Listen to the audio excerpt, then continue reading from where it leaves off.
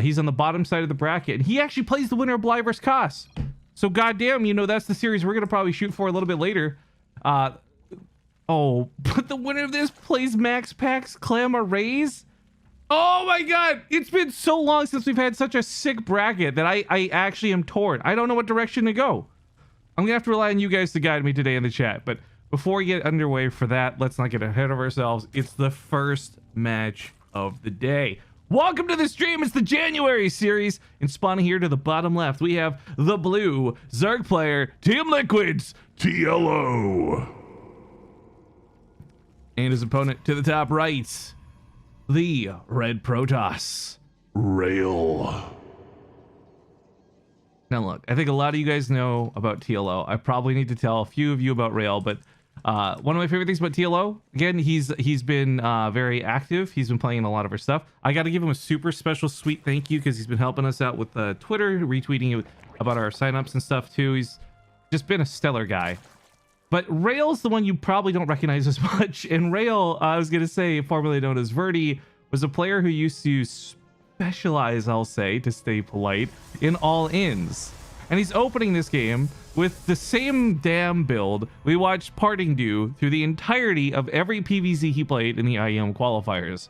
So while this looks like a bit of a meme, and somewhere out there printf is just like either really mad or really happy that people are using his build, Rail is going to be doing this proxy setup here, a couple of cannons, shield batteries, most likely a robo, although there's a variation that does void rays, but I think robo is a little bit more standard and a little bit more reliable.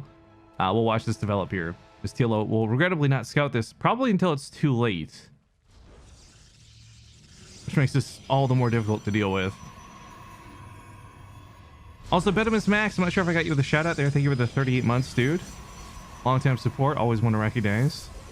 But anyways, as far as this goes, yeah, Rail has gotten away completely unscouted. TLO's about to see this for the first time. Now, it's not like he doesn't have things on the field to play with, right? Like, some things are coming out. Now he has to assess how much he wants to invest into this.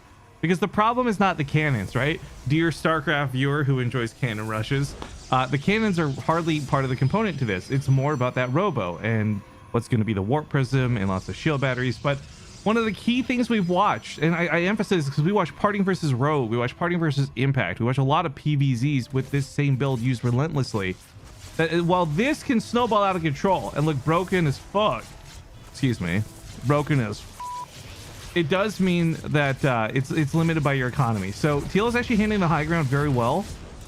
But if at some point he goes across the field, one of the things we've seen handle this quite well is an overlord drop of lings to the main base. There will likely be a cannon at the wall, for example, but you can only make so many immortals in warp prisms until you're out of money. Also, this high ground dedication from the queens is fantastic. Really focusing on top of the cannons, making sure this doesn't advance further. But of course, again, the emphasis here is not the cannons. The cannons are not the big part of this. It's the shield batteries, it's the immortal, and it's what is soon to be that warp prism. So TLO continuing to invest queens, but also not over dedicate them to killing these cannons means he didn't lose any.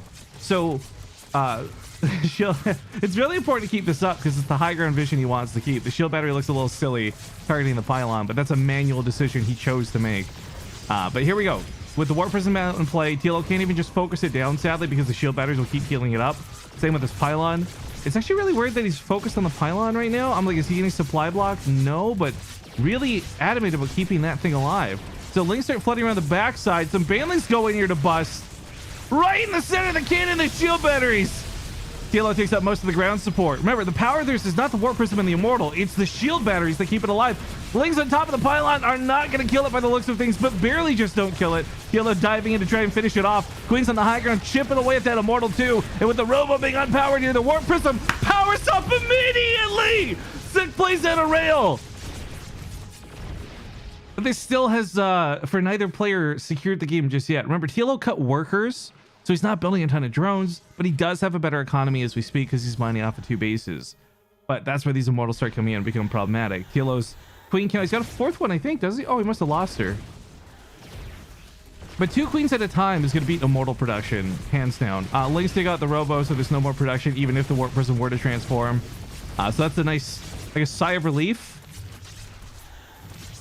Rail, by the way, for those who don't remember, I should have really brought this up at the start of the game. Here's one of these guys who really impressed me and Roddy with his Colossus builds in PvP, and he's done some other really wild and cool things. So not unexpected that he does well here versus TLO, but this has been stopped. This has been halted, and this is without a doubt game over. This was a clean holdout of TLO too, by the way. GG, but that was clean as hell.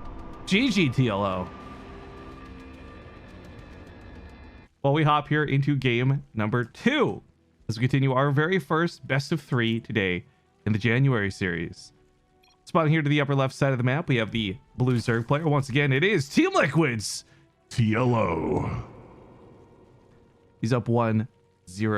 To the bottom right side of the map, we have the red Protoss. He is Rail. Rail very well may just try to go for the same attack again. Or actually, I take it back. We'll see how he builds up here at the front. But yeah, even if it fails, we watched Parting do this against Rogue like 5 times in a row. 2 times it worked, 2 times it didn't. The 5th time fell off. So it's not a guaranteed build that works, but it's powerful. And even though TLO made that look easy to hold, like I'm actually really impressed with TLO's defense that game. A, it was clean as hell. But B, it was off of a pretty late scout. He didn't have creep spread from main to natural, for example.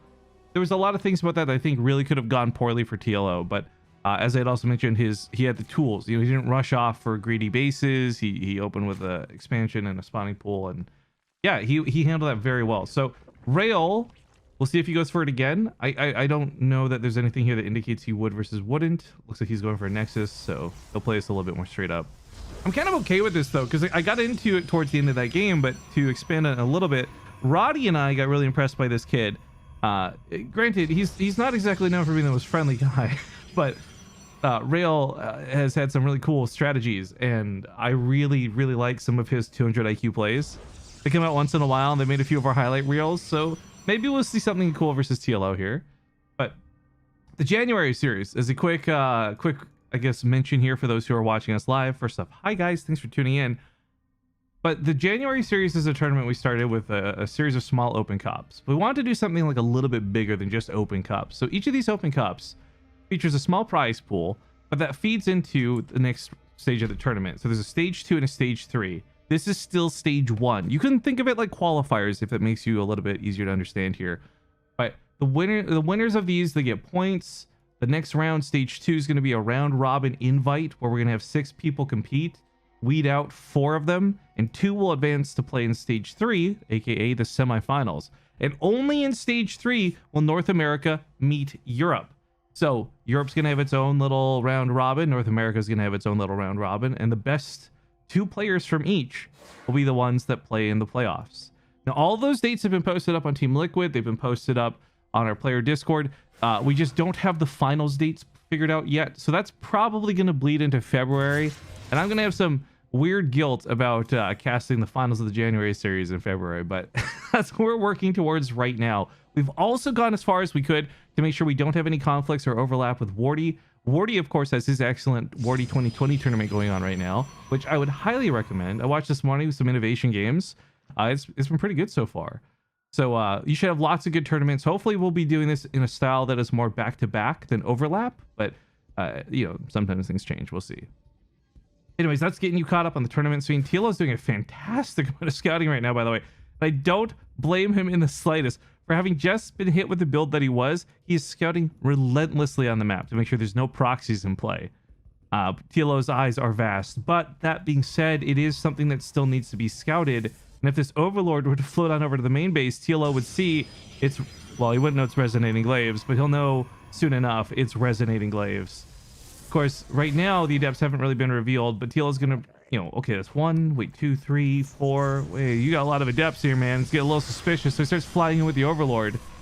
And if he sees that Twilight Council at the back of the base, he might know it's resonating glaives. Resonating glaives doesn't have to be all in, but more often than not, it is. The problem with this upgrade is, as powerful as it is, it does require a fair bit of dedication to get good damage done with it. Alright, these adepts are being handled here very well by the Lings. Catching 2, actually, I just want to highlight, catching 2 adepts like this is massive. when you're picking away at the numbers from that all in, because those two adepts are so insane to deal with when they're jumping between the mineral lines. So the fact that he's dealt with them over here kind of works. And the adepts start pushing out. And again, I think TLO's aware something's up when he saw that third and fourth adept. So roaches are on the way. Lings are already spawning. The lings are going to dissipate to the first wave of adepts, and that's not going to feel very good. Drones are going to run away to probably no man's land if he wants to keep them alive. Lings on top of this, though, and a lot of queens, too. Rail's been caught right out in the open. And this is supposed to do a lot of drone damage. But here's why I say this doesn't have to be all in. Like, he is actually taking a third properly behind this. He could try and macro up, but typically once this attack fails, the very classic Zerg response is go for the immediate counterattack and win the game. But TLO not feeling like he's comfortable doing that, has not moved out just yet. This warp prism comes in. A little disappointing to say, honestly, out of timings here. And oh god, well, that's game. That's yeah, that's a GG. TLO cleans up 2-0.